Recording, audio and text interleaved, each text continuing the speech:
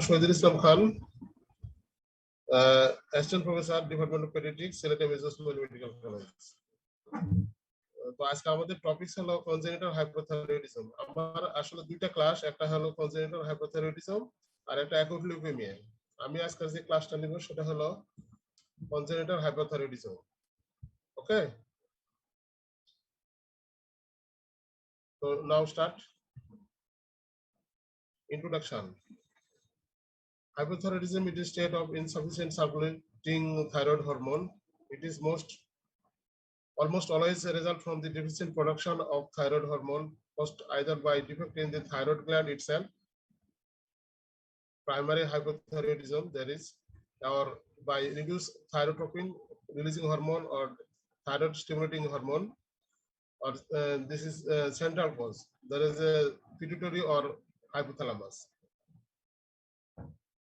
Hypothyroidism may be present from birth or may be acquired.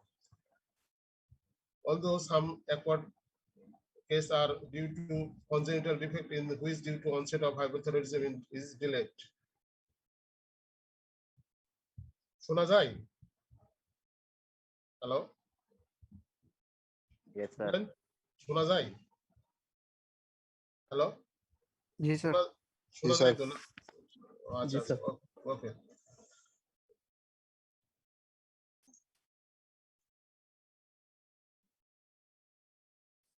Etiological classification of hypothyroidism, primary hypothyroidism and secondary hypothyroidism. Primary hypothyroidism due to defect in the thyroid development, that dysgenesis, agenesis, hypoplasia or ectopia, defect in the thyrotropin responsiveness, thyroid stimulating hormone receptor blocking antibody, mutation in the TSH receptor, defect in the thyroid hormone biosynthesis, there is thyroglobulin synthesis defect, thyroglobulin defect, iodide uptake into the follicular cell.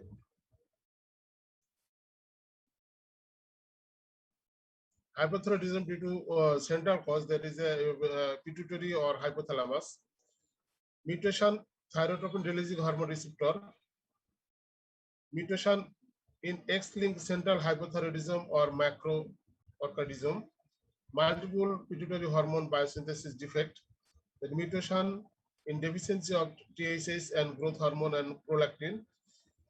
Mutation এটা আসলে এটা একটা receptor, এখানে যদি block হয় তাহলে এই mutation যদি হয় তাহলে এই সমস্যাটা হয়। Deficiency thyroid hormone, growth hormone, neutralising hormone, follicle stimulating hormone, prolactin hormone and variably ACTH. Epidemiology. The incidence of central hypothyroidism based on the national-wide program of neonatal screening was initially reported in 1 in 4,000 infant worldwide. Over the past few decades, the apparent incidence has increased to about 1 in 2,000, primarily because more screening algorithm have resulted in a detection of mild cases of hypothyroidism. Now, clinical symptoms. Clinical manifestation. Symptoms are usually present at birth or may be overt or may be subclinical or asymptomatic. Usually, hypothyroidism patient, congenital hypothyroidism, প্রথমে first clinically বোঝা যায় না, subclinical থাকে, অনেক ক্ষেত্রে asymptomatic থাকে। And the first symptom, delayed passage of meconium more than 24 hours after birth. এটা first appear করে কনজেনিটাল হাইপোথাইরয়েডিজমের। মেন ফিচারই হলো প্রথম কথা জিজ্ঞেস করতে হবে যে বাচ্চার বাউল মুভ করছে কখন। এটা অবশ্যই বলবে যে delayed passage of meconium more than 24 hours after birth. Second যে পয়েন্টটা আসে হলো prolong neonatal jaundice, indirect hyperbilirubinemia may be due to present due to delayed mutation of hepatic glucuronidase conjugation. তারপরে যেগুলো আসে birth weight and length are normal, but head size may be slightly increased because of mixed edema of the brain. Anterior posterior frontal are open widely. Affected Infant cry little, sleep much, and have poor appetite, and are generally sluggish. এই পেশেন্টগুলোর feeding difficulties থাকে, especially sluggishness, lack of interest, somnolence, and shocking of spell during nursing may be present due to the first month of life. Respiratory difficulty partly caused by the macroglossia include apneic episode, noisy respiration, and nasal obstruction. There may be constipation. There is a refractory constipation, does not usually respond to treatment. The abdomen is large and umbilical hernia is often present. Temperature may be subnormal, less than 35 degrees centigrade or 95 degrees Fahrenheit. Skin may be cold, mottled, particularly on the extremity. Edema of the genitalia and extremity may be present. Approximately 10% of the infant with congenital hypothyroidism have associated congenital abnormalities. Cardiac abnormalities are most common. There is maybe 10%, but anomaly of this nervous system and eye have also been reported. Infant with congenital hypothyroidism may have associated with hearing loss. There is neuronal hearing loss. Finding in the face, the eyes appear far apart. The bridge of the nose is depressed. Depressed nasal bridge. The palpebral fissures are narrow and the eyelid are swollen. Mouth and tongue protrudent. Dentation will be delayed. ফেসে finding দেখে অনেক ক্ষেত্রে বলা যায় যে বাচ্চা congenital hypothyroidism আছে, সেটা হলো যে এটা ফেশিয়াল অ্যাপিয়ারেন্স দেখলে বোঝা যায়। এটা ফেস অ্যাপিয়ারেন্স মানে এগুলো ডিপ্রেস নাসাল ব্রিজ থাকবে, আইস ফার অ্যাপার্ট থাকবে, পালপেবল ফিশার ন্যারো থাকবে, আইলিড আর সোলেন থাকবে, মাউথ ওপেন মানে সব সময় জিপটা বের করে থাকবে। এটা হলো কনজেনিটাল হাইপোথাইরয়েডিজমের মানে নিউনাটাল ফেজ।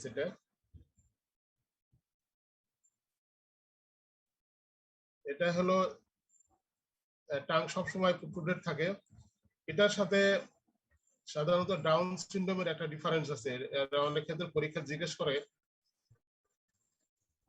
যে কনজেনিটাল হাইপোথাইরয়েডিজমের বাচ্চা টাং বের করে থাকে, আর ডাউন সিনড্রোমের বাচ্চাও টাং বের করে থাকে। তার দুটার ডিফারেন্স কি? এটারে যে কনজেনিটাল হাইপোথাইরয়েডিজম, এটার টাংটা বের করে থাকার কারণ হলো এটা হলো ম্যাক্রোগ্লোসিয়া। এটা সাধারণত টাং মিক্সিডিমা হয়ে এটা টাংটা অনেক বড় হয়ে যায়। এটা মাউথ ক্যাভিটির কোনো সমস্যা নাই, কিন্তু ডাউন সিনড্রোমের বাচ্চার মুখের মধ্যে স্পেস ছোট, টাং ঠিক আছে, এই জন্য টাংটা বের হয়ে আসে। এটা ডিফারেন্স, এটা টাং বড়, মাউথ ক্যাভিটি নরমাল, এই জন্য টাংটা বের হয়ে আসে। আর ডাউন সিনড্রোমের বাচ্চার মুখের স্পেসটা কম, এই জন্য টাংটা বের হয়ে আসে। And other finding, neck is short, thick, and there may be deposit of fat above the clavicle and between the neck and shoulder. The hand are broad and the finger are short and broad and stubby. The skin is dry and scaly. There is little perspiration. Myxedema occurs particularly in the skin of the eyelid and the back of the hand and external genitalia. Development usually delayed. Hypothyroid infant are late and late in acquisition of gross and fine motor skill. Congenital hypothyroidism পেশেন্টের যদি timely treatment না দেওয়া হয়, তাহলে সেই ক্ষেত্রে সেই পেশেন্টের অবশ্যই তার গ্রস মোটর এবং ফাইন মোটর অ্যাকুইজিশন ডিলেড হবে। এটা খুবই জরুরি, মানে এটা প্রথম অবস্থায় এটাই নাম্বার হবে। Voice is hoarse. There is do not learn to talk. Delayed learn to talk. The degree of physical and intellectual delay increase with age. যত বয়স বাড়তে থাকবে তার বুদ্ধি ধীরে ধীরে কমতে থাকবে, মানে আর বাড়বে না। Muscle are usually hypotonic, but in the rare intense generalized muscular pseudohypertrophy occurs. There is a calf muscle pseudohypertrophy. এই টার্মটা অনেকে শুনতে চাই স্যারেরা, এই টার্মটা খুবই গুরুত্বপূর্ণ। এটা যদি অনেকে মানে খুব ভালো মার্ক পেতে হলে অনেক ক্ষেত্রে জিজ্ঞেস করে যে হাইপোথাইরয়েডিজমের বাচ্চার একটা মাসল হাইপারট্রফি হয়, কাপ মাসল, সেটার সেই সিমটমের নাম কি? এটার নাম হলো ককাস ডেভলি সেমিলি সিনড্রোম। এটা একটু বলতে পারলে খুব ভালো হয়। এর সাথে আরো কতগুলো ডিডি আছে, সেটা হলো যে ডিএমডি, বিএমডি যেটা আছে, বেকার মাসকুলার ডিস্ট্রফি আর ডুশেন মাসকুলার ডিস্ট্রফি, এটার সাথে এটা একটা ডিডি হিসাবে কাজ করে। এজন্য এটা খুবই গুরুত্বপূর্ণ। এই কনজেনিটাল হাইপোথাইরয়েডিজমের যে কাপ মাসল হাইপারট্রফি হয়, এর নাম হলো ককাস ডেভলি সেমিলি syndrome. Affected in older children can have an ডিটা আরেকবার বলা যাবে স্যার? জি, ডিফারেনশিয়াল ডায়াগনোসিসটা আরেকবার বললে। ডিফারেনশিয়াল ডায়াগনোসিস এটা হলো একটা ডুশেন মাসকুলার ডিস্ট্রফি। নাম শুনছো এটা? ডুশেনি মাসকুলার ডিস্ট্রফি। আর একটা হলো বেকার মাসকুলার ডিস্ট্রফি। তারপর আরো আছে লিমগার্ডেল মাসকুলার ডিস্ট্রফি। মাসকুলার যে ডিস্ট্রফি এগুলো আছে তার মধ্যে এটা একটা, অনেক ক্ষেত্রে ডুশেনি মাসকুলার ডিস্ট্রফি বললে অনেক ক্ষেত্রে জিজ্ঞেস করে যে আর কি কি ক্ষেত্রে মাসুল সিডোহাইপারট্রফি হতে পারে। সেই ক্ষেত্রে এটা ফোকাস ডেভিলি সেমিলি সিনড্রোম এটা একটা আছে। এই কথাটা বলতে পারলে আপ টু মার্ক, মানে এটা খুব ভালো একটা ইয়ে হয় আর কি, মার্কটা পাইতে। ঠিক আছে? If congenital hyperthyroidism goes undetected and untreated যদি থাকে, যদি congenital hyperthyroidism যদি আনডিটেক্টেড যদি থাকে এবং আনট্রিটেড যদি থাকে, তাহলে সেই ক্ষেত্রে ক্লিনিক্যাল ম্যানিফেস্টেশন প্রোগ্রেস করতে থাকবে। Delay of physical and mental development become more severe over time. That means 3 to 6 months of age, clinical picture is fully developed. Growth will be stunted. Extremity or short head size is normal or increase. এটা main যেটা হবে যে যদি untreated থাকে তাহলে সবচেয়ে প্রথম সমস্যাটা যেটা হবে সেটা হলো যে মেন্টাল রিটার্ডেশন হবে। অর্থাৎ তার gross motor fine motor impaired হওয়ার কারণে তার মেন্টাল রিটার্ডেশন হবে।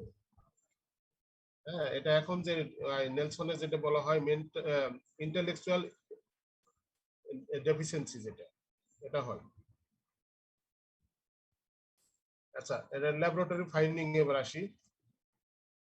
If in countries where newborn screening is performed, যেখানে আমাদের বাংলাদেশে সব জায়গায় হয় না, যদি নিউবর্ন স্ক্রিনিং ইজ পারফর্ম হয়, সেই ক্ষেত্রে most important method for the identified infant with congenital hypothyroidism. 7টা 8টা ডিজিজ আছে যেটা সাধারণত ডেভেলপ কান্ট্রিতে সাধারণত এই নিউনেটাল স্ক্রিনিং করা হয়। সেই স্ক্রিনিং এর মধ্যে একটা ব্লাড নিতে হয়। ব্লাড অবটেন বাই দি হিলব্রিক মেথডে 1 in 5 days of life is placed on the filter paper card. Filter paper কার্ডে নেওয়ার পরে send to the central screening laboratory. এখানে কতগুলো ডিজিজ ডায়াগনোসিস হয় এই এক ফোঁটা ব্লাড থেকে। সেটা হলো যে কনজেনিটাল হাইপোথাইরয়েডিজম, ফিনাইল কিটোনিউরিয়া, তারপরে কনজেনিটাল অ্যাড্রিনাল হাইপারপ্লাসিয়া, তারপরে গ্যালাক্টোসিমিয়া। এরকম 8টা 10টা ডিজিজ এক ফোঁটা ব্লাড থেকে ডায়াগনোসিস হয় সেন্ট্রাল ল্যাবরেটরিতে। বাংলাদেশে সব জায়গাতে এটা পসিবল না, হয়তো বঙ্গবন্ধু কিছুটা হয়। এটা নিউরাল স্ক্রিনিংটা আমাদের সাধারণত সিলেট রিজনে হয় না। Preterm and low birth weight neonates have increased incidence of congenital hypothyroidism and are rare, like to have delayed TSH elevation and may miss on initial screening. Initial screening এ সাধারণত যদি preterm আর low birth weight baby হয়, সেই ক্ষেত্রে TSH লেভেলটা delay বাড়ে। Delay বাড়ার কারণে অনেক ক্ষেত্রে দেখা যায় যে এটা ট্রানজিয়েন্ট থেকে যায়, যে এটা আসলে বোঝা যায় না যে এটা আসলে হাইপোথাইরয়েডিজম। ওই জন্য এই বাচ্চাগুলো সাধারণত সেকেন্ড টেস্ট করতে হয় 6 to 6 month 2 to 6 weeks after birth. জন্মের 2 থেকে 6 সপ্তাহ পরে আরেকটা টেস্ট করতে হয়।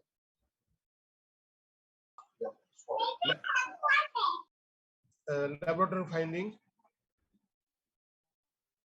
Patients with congenital hypothyroidism have low serum level of T4 and free FT4. অর্থাৎ যদি কনজেনিটাল হাইপোথাইরয়েডিজম হয় তাহলে সেই পেশেন্টের অবশ্যই T4 এবং FT4 লো থাকবে। Serum level of T3 is often normal and not helpful to diagnosis. এটা তোমরা জানো যে সাধারণত T3 থেকে T4 হয়, সেই ক্ষেত্রে T3 এর কোনো ভ্যালু নাই, এটা ইন্টারমিডিয়েট ফেজ, এটা সাধারণত এটাদের ডায়াগনোসিস করার কোনো উপায় নেই। আমরা সাধারণত দেখি FT4 R THS level of the THS are elevated often more than 100 milli-unit per liter.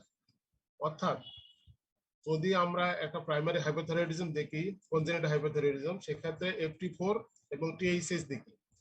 যদি FT4 লেস থাকে, লো থাকে এবং THS যদি বেশি থাকে তাহলে সেই ক্ষেত্রে প্রাইমারি হাইপোথাইরয়েডিজম।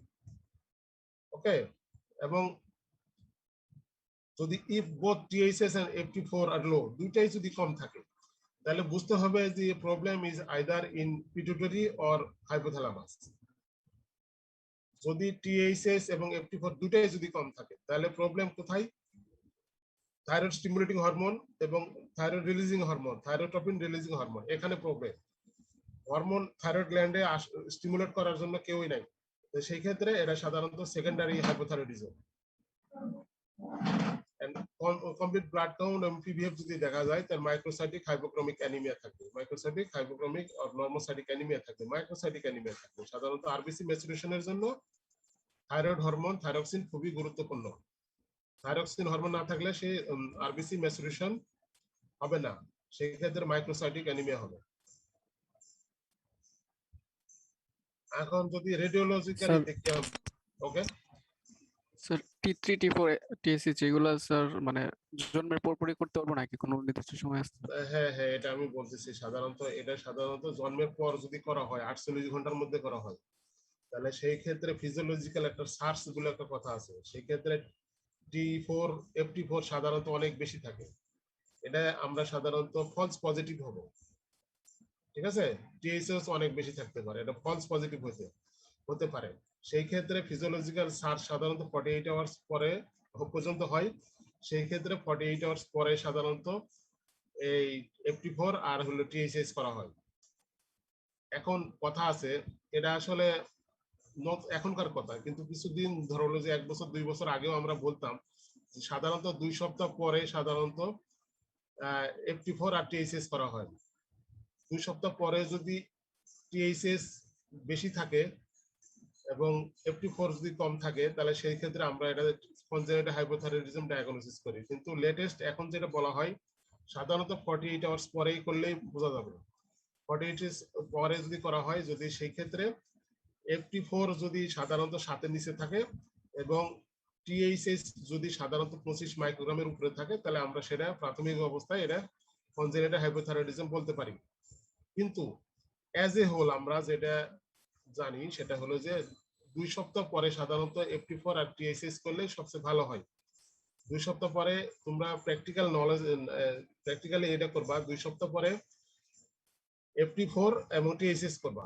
2 সপ্তাহ পরে যদি FT4 যদি কম থাকে, THS যদি বেশি থাকে, তাহলে সেই ক্ষেত্রে রেফারেন্স ভ্যালু থেকে যদি বেশি থাকে তাহলে এটা হলো কনজেনিটাল হাইপোথাইরয়েডিজম, আর দুটাই যদি কম থাকে তাহলে সেটা সেকেন্ডারি হাইপোথাইরয়েডিজম। ওকে, যদি আমরা শুধু অনেক ক্ষেত্রে THS করি, তো THS করলে যদি এটা সেকেন্ডারি হাইপোথাইরয়েডিজম হয় তাহলে কিন্তু এটা লো পাওয়া যাবে। তো সেই ক্ষেত্রে কিন্তু একটা জিনিস মানে সেকেন্ডারি হাইপোথাইরয়েডিজম একটু অবস্কিউর থাকতে পারে। ওই জন্য অবশ্যই T4 FT4 এবং THS দুটাই করতে হবে। ওকে, সেরাম লেভেলটা THS উইটার CTVS নাকি? Serum level of THS T4 serum level of T4 এর তেমন কোনো রোল নাই, সাধারণত ফ্রিটাই দেখা হয়, এটা তেমন সাধারণত কোনো কাজের না। এটা সিরাম T4 অনেক বেশি থাকে, মানে কম থাকে, কিন্তু রিলেটিভলি ফ্রি T3, মানে এটা বাইন্ডিং আর এটা নন বাইন্ডিং। ফ্রি যেগুলা থাকে সেটাই সাধারণত T4 মানে কাউন্ট করা হয়। FT4 ফ্রি T4 এটাই সাধারণত কাউন্ট করা হয়, এটাই দেখা হয় সাধারণত। আচ্ছা, রেডিওলজিক্যালি যদি দেখা হয়, radiographically delayed osseous development can be shown radiographically at birth. Approximately 60% of the congenital hypothyroidism infant indicate some deficiency of thyroid hormone during intrauterine life. যদি ইন্ট্রাউটেরিন লাইফে যদি থাইরক্সিন হরমোন ডেফিসিয়েন্সি থাকে, সেই ক্ষেত্রে সাধারণত অসিয়াস ডেফিসিয়েন্সি থাকে, মানে ইন্ট্রাউটেরিন যে মানে বোনস তৈরি করার যতগুলো অ্যাপারেটাস এগুলো একটু কম থাকে। সেই ক্ষেত্রে কি হয়, ডিস্টাল ফিমোরাল আর proximal tibial epiphysis normally present at বার্থে থাকে। এটা প্রথম ইয়াটি এট বার্থে, কিন্তু distal end of the femur and proximal part of the টিবিয়ার এপিফাইসিস কিন্তু এট বার্থে অ্যাপিয়ার করে। সাধারণত 36 উইকস প্লাস এর পরেই এপিফাইসিসটা অ্যাপিয়ার করে। ফিমোরাল এবং distal femoral and proximal tibial epiphysis 36 সপ্তাহের পরে সাধারণত অ্যাপিয়ার করে। 38 সপ্তাহের দিকে তো অবশ্যই অ্যাপিয়ার করে। তো যদি এটা যদি অ্যাবসেন্ট থাকে, তাহলে সেই ক্ষেত্রে আমরা অবশ্যই এটা মানে ধারণা করব যে কনজেনিটাল হাইপোথাইরয়েডিজম আছে। ওকে, এটা হলো ডিস্টাল ফিমোরাল আর প্রক্সিমাল টিবিয়াল এপিফাইসিস যদি অ্যাপিয়ার না করে এট বার্থে, তাহলে এটা আমরা highly suspicious to congenital hypothyroidism. আরেকটা আছে, যদি ওল্ডার চিলড্রেন হয় সেই ক্ষেত্রে এপিফাইসিয়াল ডিসজেনেসিস, এটা ডিজেনারেসিস না, epiphyseal dysgenesis for older children, epiphyseal dysgenesis. আরো থাকবে যে এটা যে ওল্ডার চিলড্রেন হয়, তে baking of the 12th thoracic or first or second lumbar vertebra is common. Baking থাকবে। বেকিং মানে কি?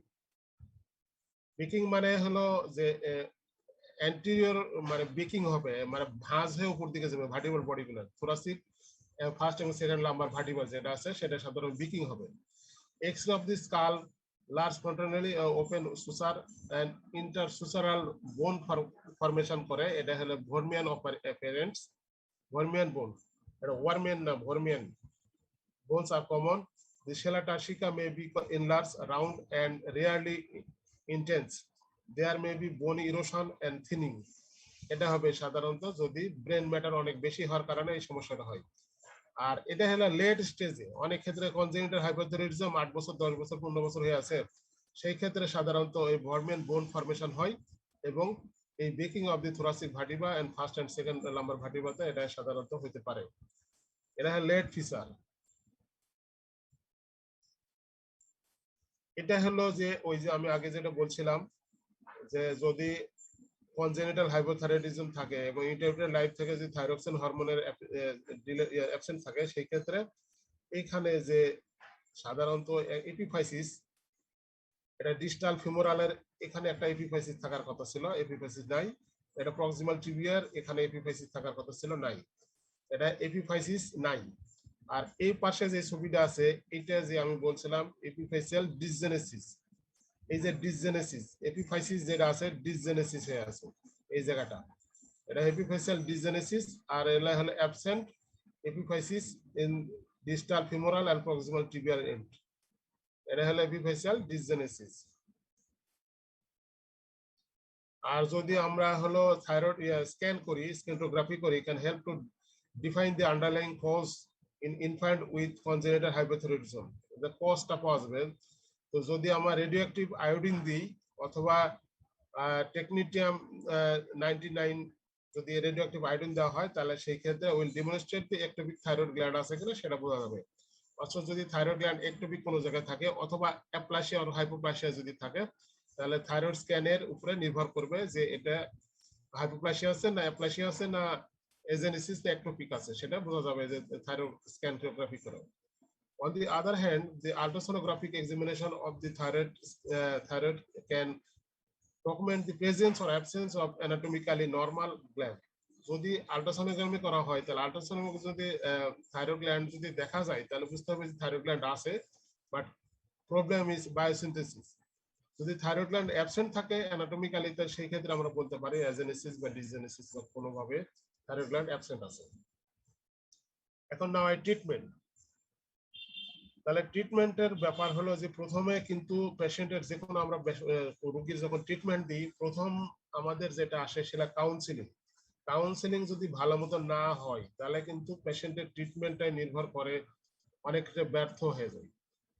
আর ট্রিটমেন্টের শুরুতে আমরা সাধারণত একটা পেশেন্টের কাউন্সিলিং বলি, সেই কাউন্সিলিং এর 4টা পার্ট মেইনলি। যেটা প্রথমে হলো আমরা ডায়াগনোসিস করব, এটা কাউন্সিলিং এর মেইনলি 4টা পার্ট। একটা কাউন্সিলিং মানে করব, কাউন্সিলিং এর 4টা পার্ট হলো, সেটা হলো যে প্রথমে ডায়াগনোসিস, সেকেন্ড অপশন হলো অ্যাভেলেবল ট্রিটমেন্ট অপশন। অ্যাভেলেবল যে আমরা ট্রিটমেন্ট দিতেছি সেই ট্রিটমেন্ট অপশন কি কি আছে, পেশেন্টকে অবশ্যই ডিটেলস বলতে হবে যে আমার এই ট্রিটমেন্ট অপশন আছে। তার ইটস হলো কমপ্লিকেশন। তাহলে কি হলো, 4টা হলো, যে একটা হলো প্রথমে ডায়াগনোসিস করব, available treatment option, it's complication, আর 4 নম্বর যেটা হলো প্রগনোসিস। এই 4টা কথা পেশেন্টকে বলতে হবে যে সেটা আপনার অসুখ, এই অসুখটা হয়েছে হাইপোথাইরয়েডিজম, অ্যাভেলেবল ট্রিটমেন্ট অপশন কি কি আছে আমার, এটা দিব। না দিলে কি হবে, কমপ্লিকেশন কি কি হতে পারে, ভবিষ্যতে কি হবে, মানে future, nature and future of the disease and এর প্রগনোসিস, এটা না দিলে কি হবে, আর প্রগনোসিসটা কি হবে পেশেন্টের। এটা হলো কাউন্সিলিং এর 4টা পার্ট। অবশ্যই বলার সময় তোমরা মাথায় সবসময় এটা রাখবা যে কাউন্সিলিং করতে হলে প্রথমে পেশেন্টের ডায়াগনোসিস করতে হবে। এখন কিন্তু সব জায়গায় এফসিপিএস বলো, সব জায়গায় কিন্তু এমডি বলো, সব জায়গায় কাউন্সিলিং এর একটা স্টেশন থাকে, এমবিবিএস এ অনেক ক্ষেত্রে স্টেশন থাকে। এই স্টেশনে সাধারণত বলতে হয় কাউন্সিলিং, একটা পেশেন্ট দেওয়া থাকে, সেই পেশেন্টের সাথে কিভাবে কনভারসেশন করতেছে। কনভারসেশনের আর অনেকগুলো পয়েন্ট আছে, কিন্তু এই কাউন্সিলিং এর মেইন 4টা পয়েন্ট যদি মনে করে রাখতে পারো, যেটা হলো প্রথমে আমি রোগী ডায়াগনোসিস করব, its available treatment option, it's complication and its prognosis. এই 4টা হেডিং এ যদি বলো তাহলে মোটামুটি অনেকগুলো পয়েন্টই কভার করে। আবার ফিডব্যাক আছে এগুলো তো পরে যখন বড় আরো হবে তখন এ করবো। এই হলো সাধারণত কাউন্সিলিং। যদি ওই পেশেন্টকে যদি থাইরক্সিন হরমোন যে আমি লাইফ লং খাইতে বলতেছি, ও তো কিছুদিন খাওয়ার পরে বন্ধ করে দিবে, কারণ তো যে কোনো অসুখের একটা নির্দিষ্ট টাইম পর্যন্ত ওষুধ খাইতে হয়, কিন্তু এর ওষুধ লাইফ লং খাইতে হবে। এটা তাকে যদি কাউন্সিলিং করে না বলা হয় যে আপনার এই অসুখটা কি, এই অসুখের জন্য সারা জীবন ওষুধ খাওয়াতে হবে, এবং যদি না খাও তাহলে কি ঘটনা ঘটবে, সেটাও কিন্তু ভালোভাবে তাকে কাউন্সিলিং করে বলতে হবে। এখন এর ট্রিটমেন্ট, মেইন ট্রিটমেন্ট হলো levothyroxine LT4 given orally at the treatment for the congenital hyperthyroidism, মানে মেইন ট্রিটমেন্টটা হলো থাইরক্সিন হরমোন, লিভোথাইরক্সিন হরমোন। এটা এট দি ডায়াগনোসিস এটা দিতে হবে, এর কোনো অপশন নাই, এই একটাই দিতে হবে, এবং সবসময় এট মর্নিং ডোজ খাওয়াতে হবে এমটি স্টমাকে। সাধারণত এই খাবারের সাথে যদি আমরা অন্য খাবার দিই এই থাইরক্সিনের সাথে, তাহলে এই থাইরয়েড যেহেতু হরমোন, এটা যেহেতু প্রোটিন, এটা মেটাবলাইজ হয়ে যাওয়ার সম্ভাবনা বেশি থাকে, এই জন্য এটা সাধারণত এমটি স্টমাকে দেওয়া যায়। কিন্তু বাচ্চাদের বেলায় এটা দেওয়া খুবই মানে প্র্যাকটিক্যাল না আর কি, এটা খুব কঠিন ব্যাপার। সাধারণত এটা কিছুক্ষণ খাওয়ার পরে দুধ খাওয়াতে হবে, এইভাবে বলে দিতে হবে আর কি। The recommended initial dose of a levothyroxine যদি নিউনেট হয় তাহলে সেই ক্ষেত্রে 10 থেকে 15 microgram per KG per day. যদি এটা হলো নিউনেট হয়, 1 মাসের বাচ্চার যদি হয় তাহলে এটা দিতে হবে। আর যদি সাধারণত ইনফ্যান্ট হয় সেই ক্ষেত্রে আমরা সাধারণত 4 milligram per KG body weight অনুসারে, এটা 4 মাইক্রোগ্রাম পার বডি ওয়েট অনুসারে এটা এই ডোজটা দিতে হবে লাইফ লং, এবং এরা ফলো আপ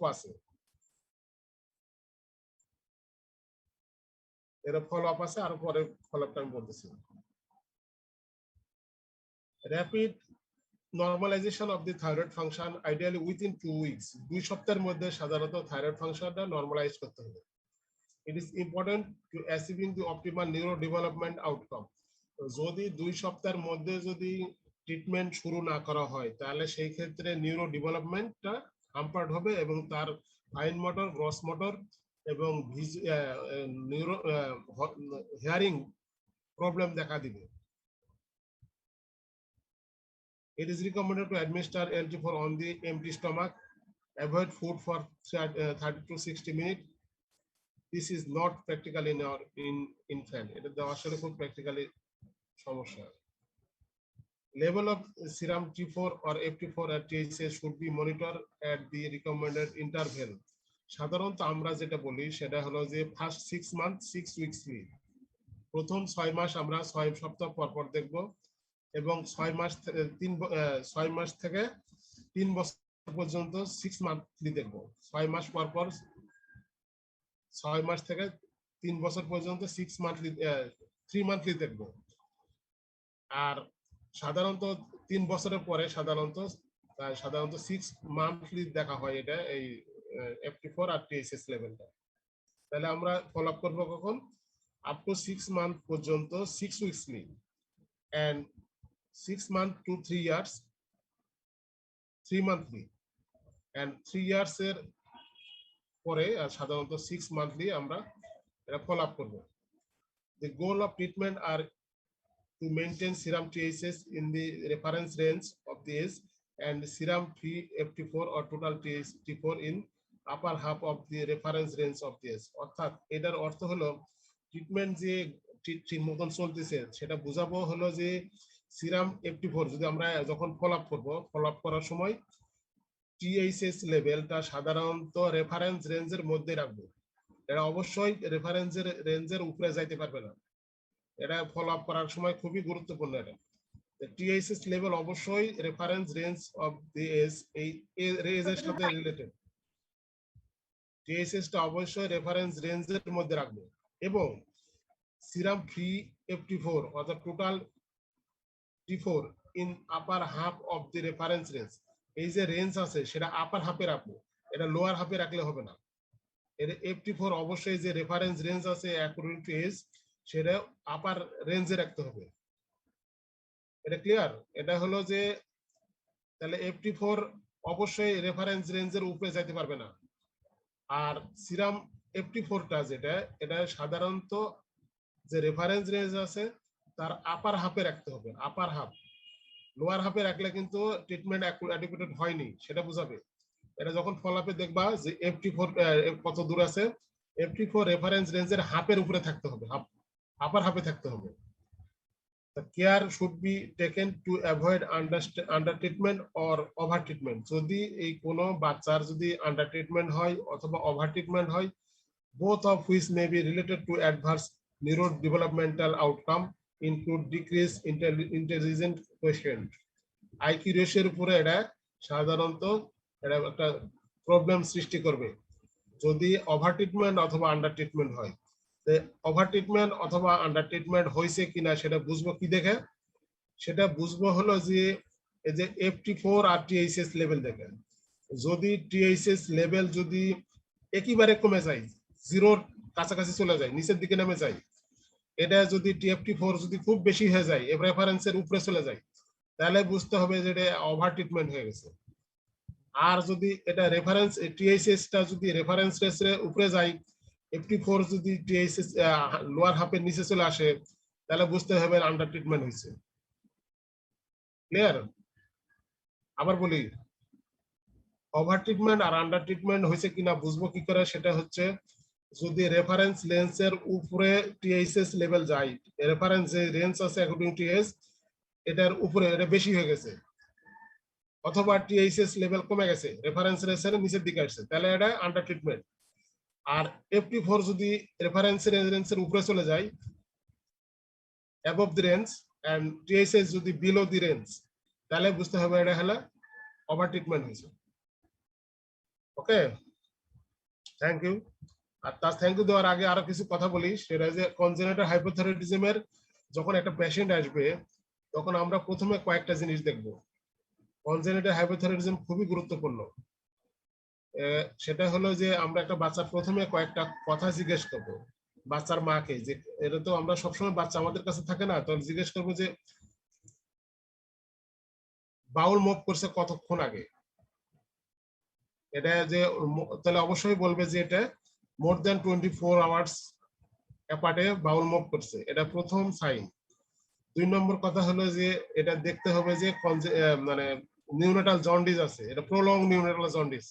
দেখা গেছে যে 2 সপ্তাহ হয়ে গেছে বাচ্চার জন্ডিস কমতেছে না এবং ইনডাইরেক্ট হাইপারবিলিরুবিনিয়া বেশি, তাহলে একটা সাসপিশিয়াস থাকবে যে এটা হলো কনজেনিটাল হাইপোথাইরয়েডিজম। আর একটা হলো যে বাচ্চা কান্নাকাটি করে না, খুব গুড বেবি, দুধ খাওয়ার জন্য কান্নাকাটি করে না, চুপচাপ শুধু ঘুমাই, বেশি ঘুমাই বাচ্চা। কয়টা কথা মাথায় রাখলে হবে যে prolonged neonatal jaundice, prolonged passage of meconium, delayed passage of meconium, feeding difficulty, যদি টাং বের হয়ে থাকে, এক্সেসিভ স্লিপি বেবি, তাহলে এটা তোমরা সাধারণত এটা ধারণা করবা যে এটা কনজেনিটাল হাইপোথাইরয়েডিজম। তাহলে সেই ক্ষেত্রে FT4 এবং THS টা অবশ্যই করতে দিব। ওকে, তোমাদের কোনো কোয়ারি?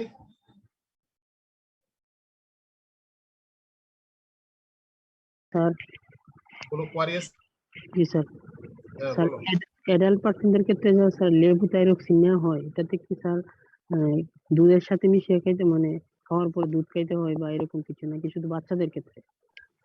সরি, আমি আসলে কোশ্চেনটা বুঝি নাই, আরেকবার স্যার বলো। অ্যাডাল্ট পার্সনরা স্যার লেভোথাইরক্সিন নেওয়ার পরে এটা কি স্যার ওই খালি পেটে নিবে নাকি স্যার হ্যাঁ, খালি থাইরক্সিন হরমোন এটা অবশ্যই সবাইকে খালি এমটি স্টমাকে নিতে হবে এট দি মর্নিং ডোজ, সবার জন্য ইউনিভার্সাল, কোনো পরে ডোজ নাই। সকালবেলা খালি পেটে সাধারণত এই ওষুধটা খাওয়ার আধা ঘন্টা 15 মিনিট থেকে আধা ঘন্টা পরে খাবার খাবে, কারণ এমটি স্টমাকে সাধারণত এনজাইম সিক্রেশন হয় না এবং সেই ক্ষেত্রে ওষুধটা অ্যাবজর্ব ভালো মতন হয়, তারপরে খাবার খেলে সেটা কোনো ওষুধের অ্যাবজর্পশনে কোনো হার্মফুল হয় না। না হলে যদি খাবারের সাথে খায় তাহলে এনজাইম সিক্রেশন হবে, যেহেতু থাইরক্সিন হরমোন একটা প্রোটিন, অবশ্যই এটা ব্রেকডাউন হয়ে যাবে, অ্যাবজর্পশন হবে না, কাজ করবে না।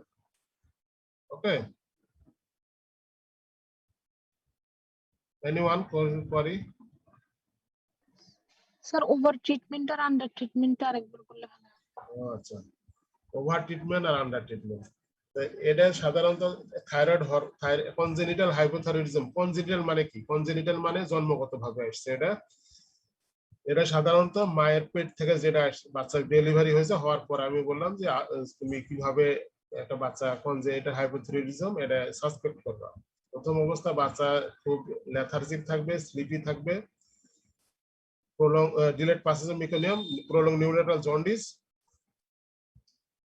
তারপরে তোমার ফিডিং ডিফিকাল্টি থাকবে, তাহলে বললাম। আর হলো যখন ট্রিটমেন্ট দিবা, ট্রিটমেন্ট দেওয়ার পরে তুমি 6 সপ্তাহের মধ্যে সাধারণত 6 উইকলি দেখবা।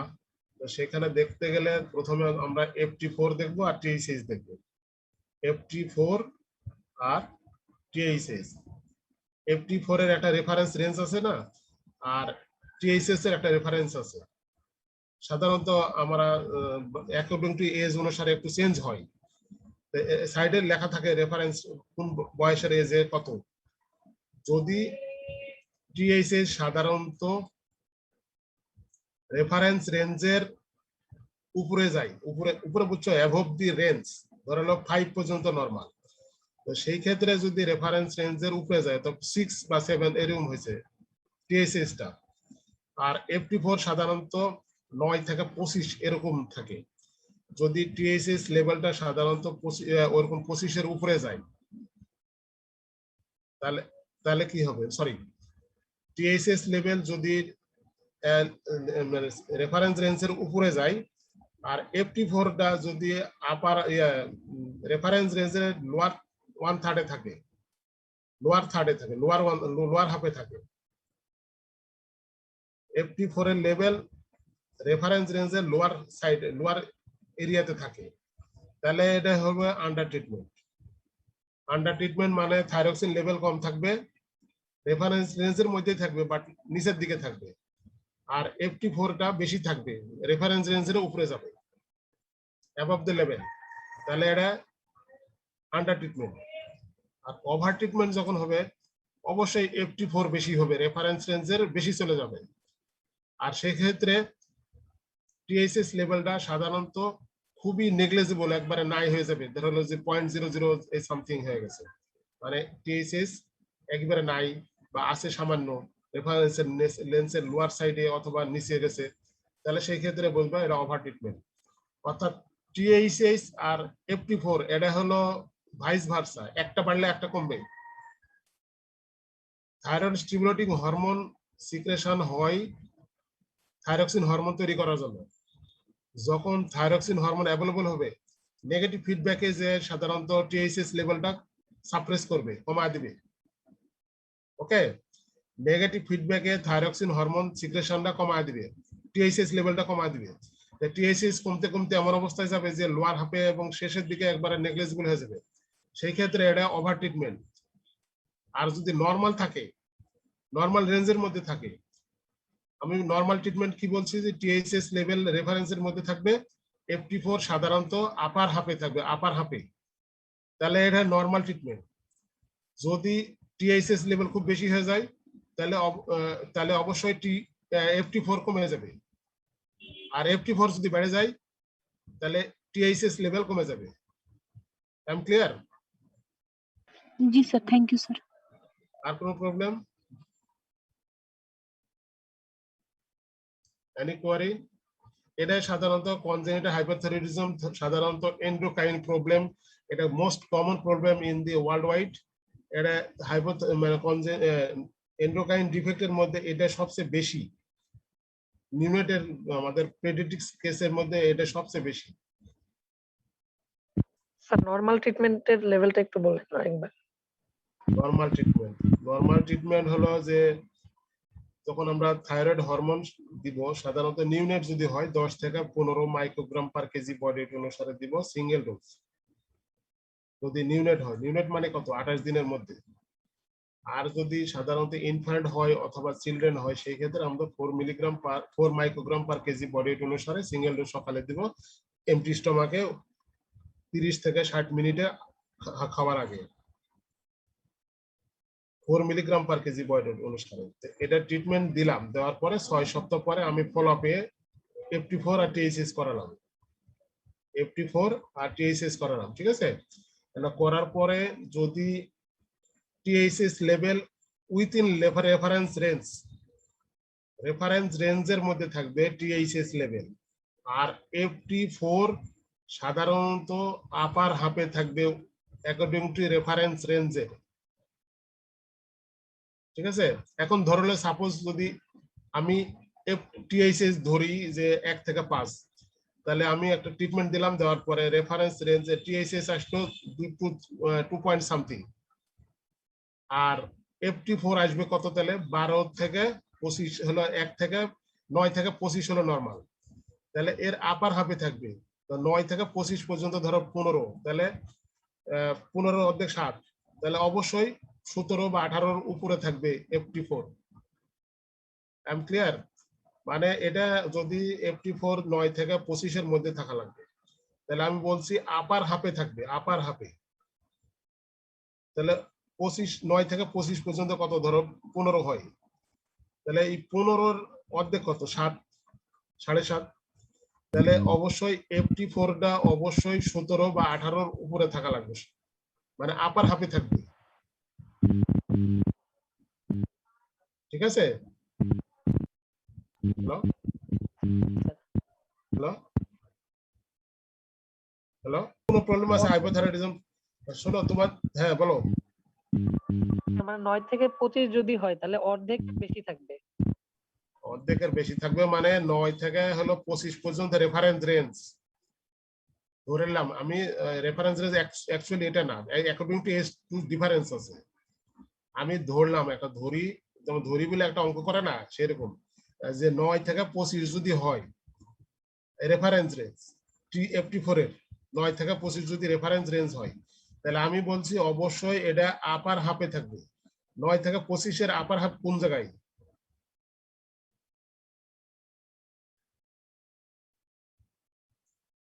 9 থেকে 25 সালে, তাহলে তোমার ধরে হলো যে 15 বা 16 হয়, তাহলে 16 হলে অর্ধেক কত, 8, তাহলে 9 এর সাথে 8 যোগ করলে কত হবে, 17। তাই 17-এর উপরে থাকলে বুঝবা যে এটা আপার হাফে আছে।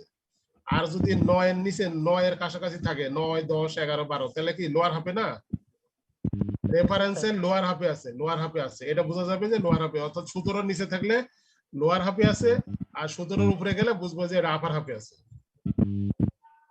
I am clear? আর এনি প্রবলেম? শোনো, তোমাদের লং মানে কোর্সিনও থাকে কনজেনিটাল হাইপোথাইরয়েডিজম, তো কনজেনিটাল হাইপোথাইরয়েডিজমের ডায়াগনোসিসের ব্যাপারে তোমার টেস্ট কি কি করবা, তাহলে একটা হলো প্রথমে ডায়াগনোসিস করার জন্য FT4 আর হলো TSS করবা, আর 2 নম্বর হলো কি করবা, একটা নি জয়েন্টের এক্সরে করবা। নি জয়েন্টের এক্সরে করলে epiphyseal lower end of the ফিমারের end upper end of the proximal টিবিয়ার এপিফাইসিস অ্যাপিয়ার করবে না। তাহলে কি হলো, দুইটা, একটা হলো যে TSS বেশি থাকবে, FT4 কম থাকবে, 1। 2 নম্বর এক্সরে করবা নি জয়েন্টে এপিফেসিয়াল লাইন আসবে না। 3 নম্বরে সাধারণত থাইরয়েড স্ক্যান করবা, রেডিও অ্যাক্টিভ আয়োডিন অথবা সোডিয়াম পারটেকনিটিয়াম আয়োডিন স্ক্যান করবা, তারপরে আল্ট্রাসোনোগ্রাম করবা, তারপরে স্কেলিটাল সার্ভে করবা তার অন্যান্য জয়েন্ট, যেমন যদি শোল্ডার জয়েন্ট করো তাহলে শোল্ডার জয়েন্টের এপিফেসিয়াল ডিসজেনেসিস থাকবে। বড় বাচ্চাদের ক্ষেত্রে সাধারণত মাথায় বোন ফরমেশন হবে, তারপরে থিনিং অফ দি সেলাটারসিকা, এগুলো হবে, এগুলো পরের কথাবার্তা। তুমি মেন কথা হলো ডায়াগনোসিসের জন্য অবশ্যই FT4 আর TSS লেভেল অবশ্যই বলতে হবে, আর স্কেলেটাল সার্ভের মধ্যে এক্সরে একটা করতে হবে নি জয়েন্টে অ্যাপিয়ার করবে না। আরো সাধারণত আছে, যদি আমরা কার্পাল বোন যদি এক্সরে করি, কার্পাল বোন এক্সরে করলে সাধারণত এক একটা বোন এক এক সময় অ্যাপিয়ার করে, যেমন মেটাকার্পাল বোন গুলো এক সময় অ্যাপিয়ার করে। কার্পাল বোনের 7টা বোন 7 সময় অ্যাপিয়ার করে, একটা 4 মাসে, একটা 5 মাসে, একটা হলো 7 মাসে, 11 মাসে, একটা 2 বছরে, একটা 3 বছরে, একটা 5 বছরে, এগুলো পরে, এরা তো তোমার দরকার নাই।